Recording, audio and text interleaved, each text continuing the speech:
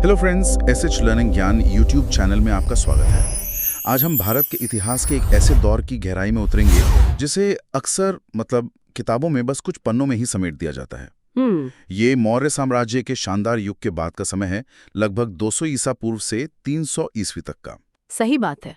और इसे अक्सर एक अंधकार युग कह दिया जाता है। हाँ बिल्कुल, सिर्फ इसलिए क्योंकि कोई एक, आप जानते हैं, विशाल साम्राज्य नहीं था। लेकिन जो स्रोत हमारे पास हैं वो तो एक बिल्कुल ही अलग कहानी बताते हैं, एक बिल्कुल अलग तस्वीर पेश करते हैं। वे दिखाते हैं कि शायद ये बिखराव ही इस युग की सबसे बड़ी ताकत थी। ये वो समय था जब भारत विचारों, संस्कृतियों और सम्मान के लिए एक तरह से दुनिया का सबसे बड़ा चौराहा बन गया था। आपने बिल्कुल सही कहा। इसे अंधकार युग कहना तो इसके साथ बहुत बड़ी नाइंसाफी है। ये असल में कनेक्शंस का युग था। कनेक्शंस का युग हुआ।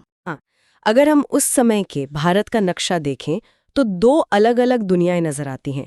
एक उत्तर पश्चिम भारत, जहां मध्य एशिया से एक के बाद एक नई शक्तियां आ रही थीं, जैसे यूनानी, शक, कुषाण, और दूसरी तरफ थी दक्कन और सुदूर दक्षिण की दुनिया। वहां सातवाहन और संगम काल के राज्यों जैसी स्वदेशी शक्तियां फल फूल रही थीं। और इन दोनों दुनियाओं को जोड़ने वाला धागा वो था व्यापार। एक ऐसा जबरदस्त व्यापार जिसने न सिर्फ इन दोनों हिस्सों को जोड़ा बल्कि भारत को पूरी दुनिया से जोड़ दिया। तो चलिए इसी चौराहे पे खड़े होकर चारों तरफ एक नजर डालते हैं। शुरुआत उत्तर पश्चिम से करते हैं। मौर्यों की शक्ति जब कमजोर पड़ी तो उस राजनीतिक खालीपन को सबसे पहले किसने भरा? सबसे पहले आए हिंद यूनानी। ये वही यूनानी थे जो सिकंदर के हमले के बाद यहीं बस गए थे। अच्छा। और कमाल की बात यह है कि वे सिर्फ विजेता बन के नहीं रहे, वे भारतीय संस्कृति में ऐसे घुल मिल गए जिसकी कोई कल्पना भी नहीं कर सकता था। इसका कोई खास उदाहरण है? सबसे बड़ा उदाहरण है राजा मेनांडर प्रथम और बौद्ध भिक्षु नागसेन के बीच का संवाद। हाँ, मिलिंद पन्ह यानी मिलिंद के प्रश्न। मैंने इसके बारे में पढ़ा है। ये कोई आम राजा और भिक्षु की मुलाकात नहीं थी, है ना? बिल्कुल नहीं, ये उस दौर के खुलेपन का प्रतीक है। जरा सोचिए, एक शक्तिशाली यूनानी राजा जो युद्ध और रणनीति में माहिर है, वो एक भारतीय भिक्षु के सामने बैठकर जीवन, आत्मा और निर्वाण पर दार्शनिक सवाल पूछ रहा है। और वो भी कोई साधारण सवाल जवाब नहीं, एक गहरी बहस थी। हाँ, एक तीखी, तर्कपूर्ण बहस। और ग्रंथ बताता है कि नागसेन के जवाबों से मिनांडर इतने प्रभावित हुए कि उन्होंने बौद्ध धर्म अपना लिया। ये घटना दिखाती है कि उस समय ज्ञान का सम्मान तलवार की ताकत से कहीं ज्यादा था। ये तो वाकई कमाल है। एक विदेशी शासक यहाँ के दर्शन को न सिर्फ समझ रहा है बल्कि उसे अपना भी रहा है। लेकिन वो शासन कैसे चलाते थे? क्या वे अपने साथ कोई नई प्रशासनिक व्यवस्था भी लाए थे? हाँ, वो स्ट्रेटेगोस प्रणाली लेकर आए। ये एक तरह का सैन्य शासन था जिसमें गवर्नरों की नियुक्ति की जाती थी। पर दिलचस्प बात यह है कि उन्होंने सिर्फ एक विदेशी प्रणाली को थोपा नहीं। अच्छा। उन्होंने उसे स्थानीय जरूरतों के हिसाब से ढाला। अच्छा। वो जानते थे कि इतने बड़े और विविध क्षेत्र पर सिर्फ यूनानी तरीकों से राज नहीं किया जा सकता। ठीक है, तो हिंद यूनानियों के बाद आए शक।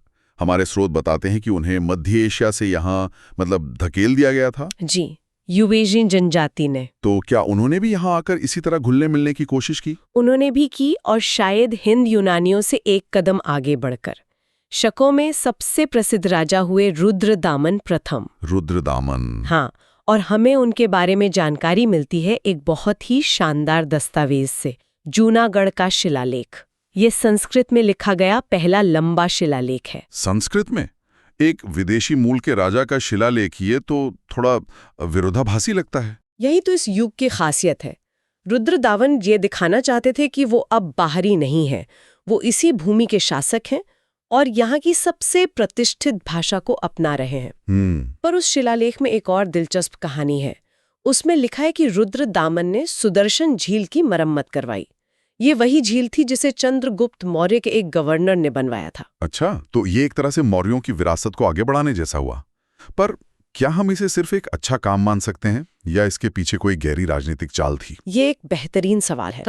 स्थानीय लोगों का दिल जीतने के लिए उनके बनाए तालाब की मरम्मत करवा दो, ये सांस्कृतिक अपनापन था या सिर्फ स्मार्ट गवर्नेंस? इसका जवाब शायद दोनों है। देखिए, एक विदेशी शासक के लिए स्थानीय प्रजा का विश्वास जीतना सबसे जरूरी होता है। सही बात है। मौर्यों द्वारा बनाई गई झील की मरम्मत करवाना एक सीधा संदेश था कि मैं तुम्हारी परवाह करता हूँ, मैं तुम्हारे अतीत का सम्मान करता हूँ।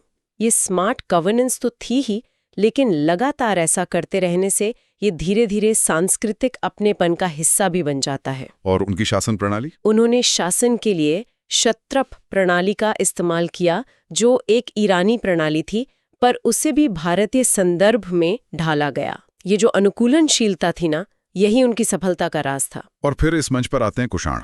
उन्होंने तो इस खेल को एक बिल्कुल नए स्तर पर पहुंचा दिया।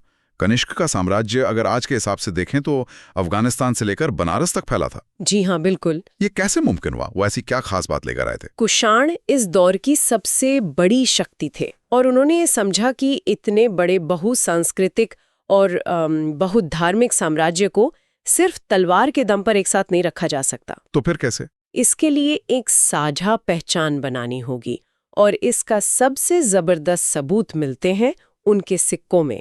हाँ, उनके सिक्के तो किसी म्यूजियम की तरह हैं। मैंने तस्वीरें देखी हैं। बिल्कुल, उन सिक्कों को देखिए। एक तरफ कनिष्क का चित्र है और दूसरी तरफ आपको यूनानी देवता हेलियोस मिलेंगे, ईरानी देवता अतार मिलेंगे और भारतीय देवता भी, बुद्ध और शिव भी। बुद्ध भी हैं और शिव भी, जिन्हें उनके सिक्कों पर ओई शो कहा गया है। ये सिर्फ कला या विविधता का प्रदर्शन नहीं था, ये एक बहुत ही चालाक और प्रभावी राजनीतिक संदेश था। आप कहना चाहती हैं कि ये एक तरह का प्राचीन काल का विज्ञापन अभियान था? एक तरह से, हाँ। कनिष्क अपनी हर प्रजा से, चाहे वो बैक्ट्रिया में बैठा एक यूनानी हो, ईरान से आया व्यापारी हो या मथुरा का कोई शिव भक्त, ये कह रहे थे कि मैं तुम में से ही एक हूँ, तुम्हारा देवता मेरा देवता है। वाह, मतलब सबको ये महसूस कराना कि ये मेरा भी साम्राज्य है। बिल्कुल, ये एक मल्टी एथनिक साम्राज्य को एक साथ जोड़ने का एक जबरदस्त तरीका था। और कनिष्क सिर्फ यही नहीं रुके, उन्होंने महायान बौद्ध धर्म को बहुत संरक्षण दिया, चौथी बौद्ध संगीति करवाई। और अश्वघोष जैसे विद्वान उनके दरबार में थे। जी, और उनकी 2 राजधानियां थीं, एक पुरुषपुर यानी पेशावर और शीतकालीन राजधानी मथुरा में। ये भी दिखाता है कि वे अपने साम्राज्य के मध्य एशियाई और भारतीय दोनों हिस्सों को कितना महत्व देते थे। तो उत्तर में ये एक अविश्वसनीय मेल्टिंग पॉट बन चुका था, जहां विदेशी शासक भारतीय तरीकों को अपना रहे थे और एक नई मिलीजुली संस्कृति बना रहे थे। पर क्या इसका मतलब ये है कि भारत की अपनी शक्तियां कमजोर पड़ गई थी? दक्कन और दक्षिण में तो कहानी बिल्कुल अलग चल रही होगी, है ना? बिल्कुल अलग और उतनी ही शक्तिशाली। जैसे ही मौर्यों का नियंत्रण दक्कन के पठार पर ढीला पड़ा, वहां सातवाहन राजवंश ने सिर उठाया। और वे कोई छोटी मोटी शक्ति नहीं थे। बिल्कुल नहीं, वे लगभग 3 शताब्दियों तक डटे रहे और उनकी कहानी भी विरोधाभासों और समन्वय से भरी है। किस तरह के विरोधाभास?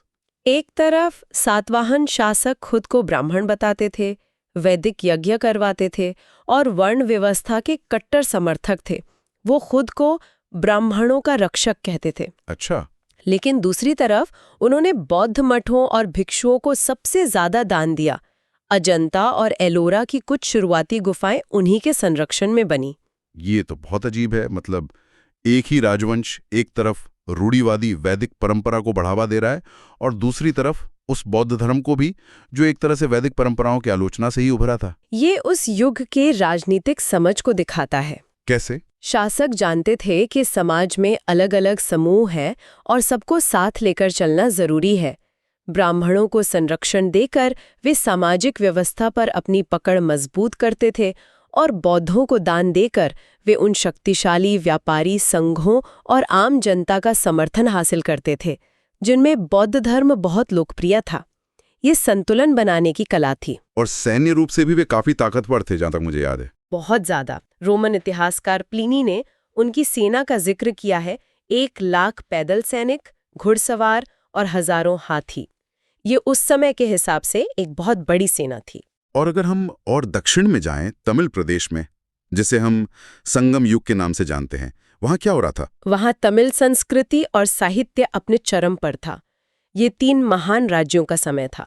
चोल, जिनका प्रतीक चिन्ह बाघ था, पांड्य, जिनकी राजधानी मदुरई थी और प्रतीक चिन्ह मछली था, और चेर, जिनका प्रतीक धनुष और बाण था। बिल्कुल। ये तीनों राज्य आपस में लड़ते भी रहते थे, लेकिन उन्होंने एक बहुत ही समृद्ध संस्कृति को जन्म दिया। इन तीनों में से हमारे स्रोत बताते हैं कि चीर शासकों का रोमन साम्राज्य के साथ व्यापार बहुत महत्वपूर्ण था। हम यहाँ 2000 साल पहले भारत के दक्षिणी कोने और रोम के बीच सीधे व्यापार की बात कर रहे हैं। हाँ, और ये कोई छोटा मोटा व्यापार नहीं था। चेर राज्य के बंदरगाह जैसे मुजिरस अंतर्राष्ट्रीय व्यापार के सबसे बड़े केंद्रों में से एक थे। मुजरिस? जी, यहाँ से काली मिर्च, मसाले, मोती और रेशम जैसी चीजें सीधे रोम के लिए जहाजों में लादी जाती थीं। इस व्यापार ने चेर शासकों को बहुत अमीर और शक्तिशाली बना दिया। अच्छा। उनके एक महान राजा थे सेनगुत्तुवन, जिन्हें लाल चेर भी कहा जाता है। और इन राज्यों में एक सुव्यवस्थित प्रशासन था, जिसमें राजा की मदद के लिए मंत्रियों, सेनापतियों और जासूसों की पूरी परिषद होती थी। ये दिखाता है कि वे सिर्फ योद्धा ही नहीं बल्कि कुशल प्रशासक भी थे। ठीक है, तो अब तस्वीर साफ हो रही है। उत्तर में एक बहुसांस्कृतिक साम्राज्य है, दक्कन में एक शक्तिशाली स्वदेशी राजवंश और सुदूर दक्षिण में व्यापार से समृद्ध राज्य। ये सब अपनी अपनी जगह मौजूद हैं। लेकिन आपने शुरू में कहा था कि एक धागा इन सबको जोड़ रहा था, व्यापार। हाँ, व्यापार। चलिए अब उस धागे को पकड़कर इस पूरी तस्वीर को एक साथ बुनते हैं। ये नेटवर्क कितना बड़ा और प्रभावशाली था? ये उस समय का ग्लोबलाइजेशन था। जमीन पर तो प्रसिद्ध रेशम मार्ग था, जो चीन को भारत से होते हुए पश्चिम से जोड़ता था, जिस पर कुषाणों का नियंत्रण था। हाँ, और उन्होंने इससे बहुत पैसा कमाया। लेकिन असली क्रांति तो समुद्र में हो रही थी। हिंद महासागर एक सुपर हाईवे बन गया था, और इसी संदर्भ में सदर्नाइजेशन की अवधारणा बहुत महत्वपूर्ण हो जाती है। सदर्नाइजेशन? ये सुनने में वेस्टर्नाइजेशन जैसा लगता है, लेकिन शायद इसका मतलब कुछ और है। ये वैश्वीकरण का एक प्रारंभिक रूप था, जिसका केंद्र पश्चिम नहीं बल्कि हिंद महासागर था, और ये पश्चिमीकरण से सदियों पहले हुआ। वाह! भारतीय और अरब नाविकों ने मॉनसून हवाओं के रहस्य को समझ लिया था, जिससे वे तेजी से और सुरक्षित रूप से लंबी समुद्री यात्राएं कर सकते थे। भरूकच या बेरी गाजा ऐसा यूनानी कहते थे, और मुजेरस जैसे बंदरगाहों पर दुनिया भर के जहाज आते थे। और वहां हुई खुदाई में रोमन सिक्के भी मिले हैं ना? बड़ी संख्या में, जो इस व्यापार की विशालता का जीता जागता सबूत हैं। भारत से मसाले, सूती और रेशमी कपड़े जाते थे, और रोम से शराब, सोने के सिक्के और कांच का सामान आता था। तो ये सारा धन, ये सारे नए लोग और नए विचार जो भारत आ रहे थे, इसका समाज और धर्म पर क्या असर पड़ा? पैसा और भारी संपर्क हमेशा बदलाव लाते हैं। बहुत गहरा असर पड़ा। धर्म के क्षेत्र में दो बड़े बदलाव हुए। पहला, बौद्ध धर्म में ये दो मुख्य शाखाओं में बंट गया, थेरवाद और महायान। महायान, इसमें बोधिसत्व की अवधारणा थी। बिल्कुल, यानी ऐसे प्रबुद्ध व्यक्ति जो खुद निर्वाण प्राप्त कर सकते हैं, लेकिन दूसरों की मदद करने के लिए संसार में ही रुकते हैं। और ये विचार लोगों में काफी लोकप्रिय हुआ होगा। अविश्वसनीय रूप से लोकप्रिय। इसने बौद्ध धर्म को एक मठवासी दार्शनिक परंपरा से निकालकर एक भक्तिपूर्ण समावेशी धर्म बना दिया, जिसमें हर किसी के लिए जगह थी। इसने बौद्ध धर्म को मध्य एशिया और चीन तक फैलने में बहुत मदद की। और हिंदू धर्म में भी बड़े बदलाव आए। क्या ये बौद्ध धर्म की बढ़ती लोकप्रियता की एक तरह से काफी हद तक? इसी दौर में भक्ति पर आधारित हिंदू धर्म का उदय हुआ। अब बड़े बड़े और खर्चीले वैदिक यज्ञों से ज्यादा जोर शिव और विष्णु जैसे प्रमुख देवताओं की व्यक्तिगत पूजा और प्रेम पर दिया जाने लगा। अवतार की अवधारणा भी इसी समय लोकप्रिय हुई। हाँ, यानी ईश्वर का धरती पर मनुष्य रूप में जन्म लेना।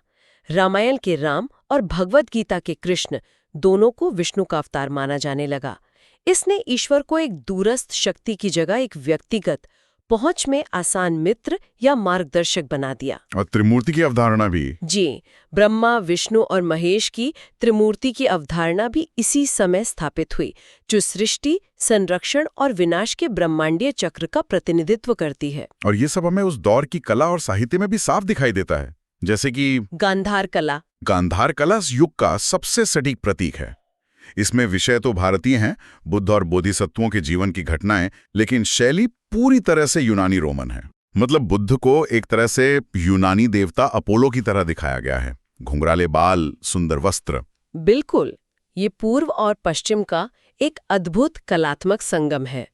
और साहित्य में भी हमने देखा कि कैसे रुद्रदामन जैसे विदेशी शासक संस्कृत को संरक्षण दे रहे थे। साथ ही इसी दौर में वात्सायन के कामसूत्र जैसे धर्मनिरपेक्ष ग्रंथ की भी रचना हुई। जो एक समृद्ध शहरी समाज को दिखाता है। बिल्कुल। तो कुल मिलाकर इसका मतलब ये निकलता है कि किसी युग को महान या स्वर्ण युग कहने के लिए राजनीतिक एकता ही एकमात्र पैमाना नहीं हो सकता। ये दौर तो इसका बिल्कुल उल्टा साबित करता है। बिल्कुल सही। ये युग हमें दिखाता है कि राजनीतिक विखंडन के बावजूद या शायद उसी की वजह से अद्भुत सांस्कृतिक गतिशीलता, आर्थिक समृद्धि और विचारों का आदान प्रदान संभव है। जब कोई एक केंद्रीय सत्ता नहीं होती तो क्षेत्रीय संस्कृतियों को फलने फूलने का मौका मिलता है। यूनानी, मध्य एशियाई और भारतीय संस्कृतियों के बीच इस मेलजोल ने एक ऐसी अनूठी जीवंत विरासत तैयार की जिसने आने वाली सदियों तक भारत को आकार दिया। ये बंद दरवाजों का नहीं बल्कि खुली खिड़कियों का दौर था। ये तो हमें आज के संदर्भ में भी बहुत कुछ सोचने पर मजबूर करता है। निश्चित रूप से। स्रोत हमें दिखाते हैं कि कैसे सदनाइजेशन यानी हिंद महासागर केंद्रित वैश्वीकरण वेस्टर्नाइजेशन से बहुत पहले हुआ था। यह हमें इतिहास को एक अलग नजरिए से देखने को कहता है जो हमेशा पश्चिम केंद्रित न हो। और ये एक बड़ा सवाल भी खड़ा करता है, क्या आज हम वैश्विक सांस्कृतिक और आर्थिक प्रभाव में एक नया बदलाव देख रहे हैं? क्या ये इतिहास का एक और चक्र है जहां दुनिया का गुरुत्वाकर्षण मतलब व्यापार और विचारों का प्रवाह फिर से पूर्व की ओर बढ़ रहा है? देखने के लिए धन्यवाद। अगर आपको ये वीडियो पसंद आया तो कृपया लाइक, सब्सक्राइब और कमेंट